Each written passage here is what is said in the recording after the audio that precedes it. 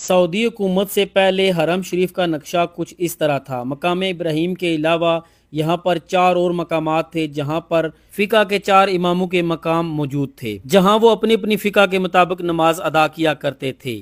صفا مروہ کی طرف باب السلام تھا جہاں سے نبی پاک صلی اللہ علیہ وسلم حرم میں تشریف لایا کرتے تھے۔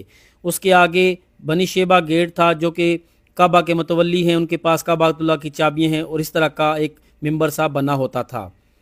اس کے علاوہ جیسے ہی آگے جاتے ہیں تو ایک برآمدہ سا ہوتا تھا جہاں پر رات کو روشنی حاصل کرنے کے لیے کمکمے لگے ہوتے تھے، اور حتیم کے سامنے بالکل جو مصلی تھا وہ حضرت امام ابو حنیفہ رحم اللہ کا تھا۔ اس سے اگلا مصلی امام مالک رحم اللہ کا تھا۔ رکن یمانی اور حجر اسود کے درمیان جو مصلی تھا وہ امام حنبل کا تھا۔ امام شافعی کا مصلی کعبۃ اللہ کے دروازے کے سامنے تھا۔ اس کے ساتھ ایک روم تھا جہاں پر کعبۃ اللہ کی سیڑھی رکھی جاتی تھی۔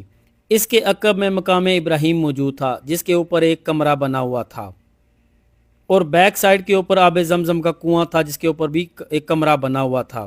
صفا اور مروہ کی پہاڑیوں کے اوپر بھی کوئی چھت نہیں ہوا کرتا تھا۔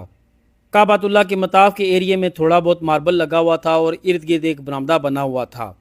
امید کرتا ہوں کہ آپ کو یہ ویڈیو پسند آئی ہوگی۔ اس طرح کی مزید انفارمیٹیو ویڈیو کے لیے میرے پیج کو فالو کریں اور اپنی دعاؤں میں یاد رکھیں۔ جزاک اللہ خیرہ۔